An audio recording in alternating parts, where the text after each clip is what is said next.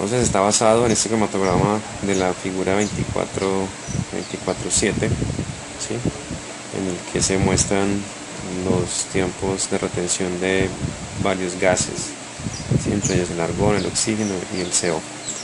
La primera pregunta establece calcular el número de platos teóricos. Tenemos pues la ecuación que se mostró en clases anteriores, y la altura de cada plato, específicamente para este compuesto, para el CO.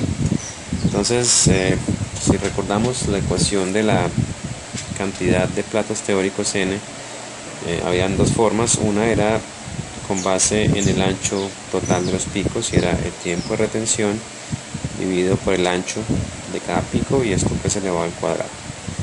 Había otra ecuación que utilizaba el ancho a media altura, pero pues en este caso, si es posible leer el ancho en la base, pues lo haremos. De hecho, aquí pueden observar que hay un zoom en la figura del pico en cuestión, del CO.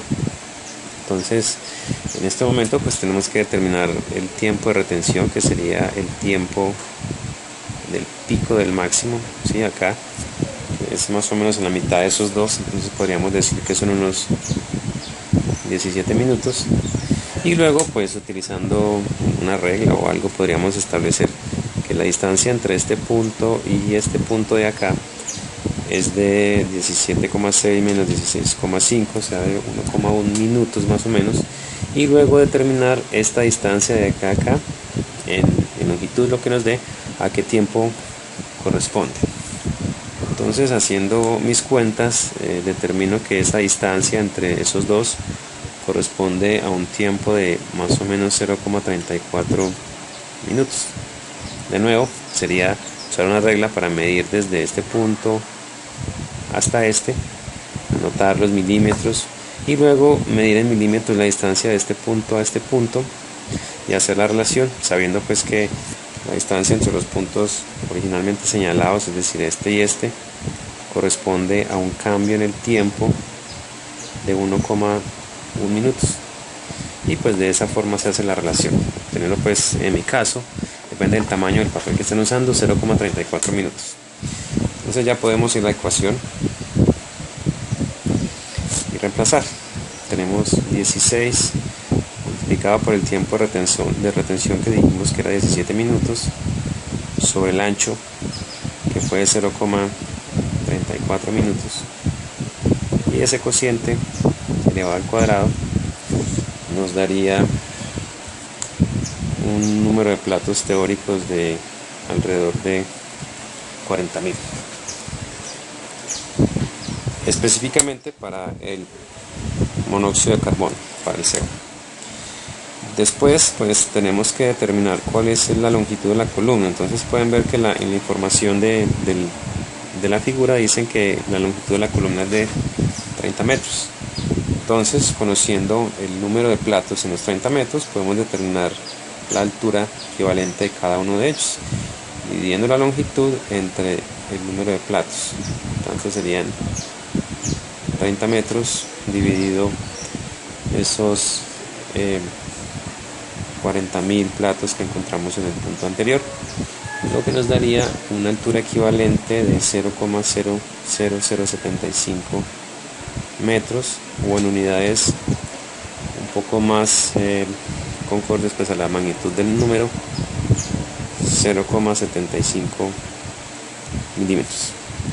Entonces tenemos el número de platos teóricos es de 4.000, y cada uno de ellos mediría más o menos, recuerden, es una representación de equivalencia, no es que la columna esté físicamente dividida en fracciones o en secciones de 0,71 milímetros.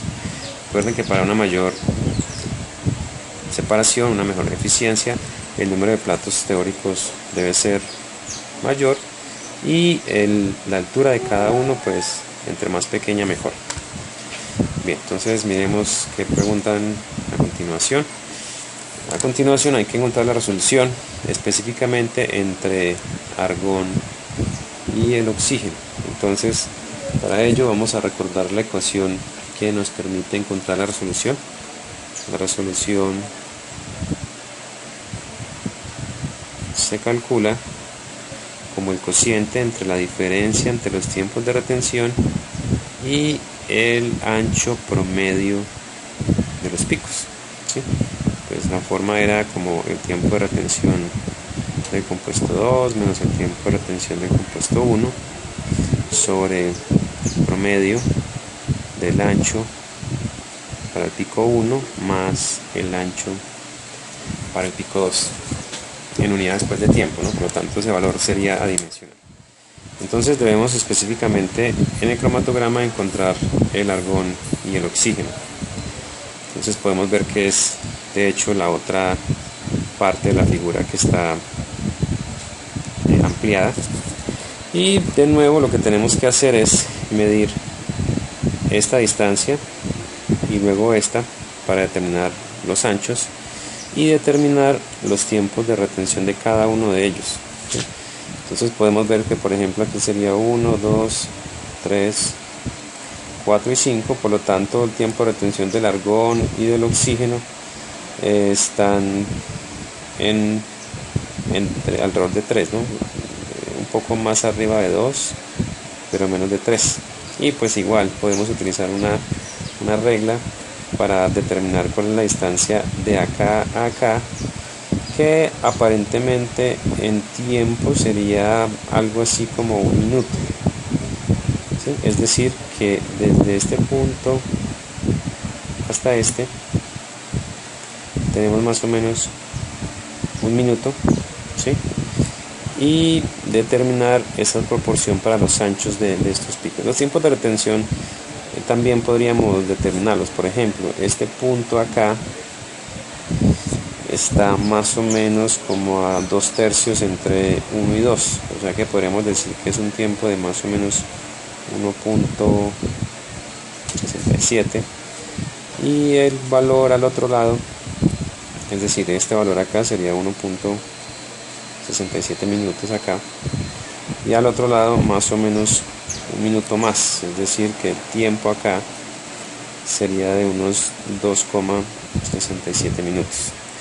Y con base en eso podemos determinar, recuerden que el tiempo de retención de cada pico se mide en el valor central, es decir, para el argón sería su tiempo de retención, y para el oxígeno sería este, ¿no? Más o menos como una mitad del pico. Entonces, con base en este límite y este límite y la distancia que hay hasta acá y la distancia que hay hasta este punto, podríamos estimar esos tiempos de retención. Es pues mucho más simple en una hoja de papel donde podamos hacer trazos y pues medir las distancias. Para el tamaño del papel que tengo yo después de imprimir la figura, el tiempo de retención para cada uno de esos en centímetros, la diferencia entre los tiempos de retención en 0,68 centímetros, es decir, lo que tenía que hacer es determinar esta diferencia entre este punto y este punto, ¿sí? Y abajo sería el promedio de los anchos, sería medir cada uno de esos anchos y promediarlo, ¿no? Para el caso de nuevo del tamaño del papel que yo tengo, como pueden suponer, es una hoja con un zoom ampliada para tener una mejor resolución, y el valor sería dividiendo 1,7, ¿sí? Como habíamos dicho, una buena resolución de acuerdo a los cromatogramas que vimos en clase sería por encima de 1,5 o tal vez de 2. Entonces con eso ya hemos dado respuesta a lo que nos pedían, que era encontrar la solución entre esos dos picos, entre argón y oxígeno.